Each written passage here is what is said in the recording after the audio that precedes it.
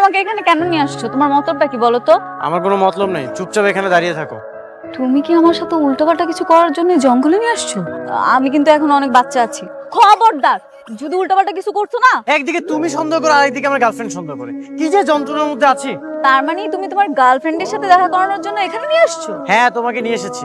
চমৎকার। আবার শিখে না যে বন জঙ্গলের মধ্যে আকাম কেমন চলে, হ্যাঁ?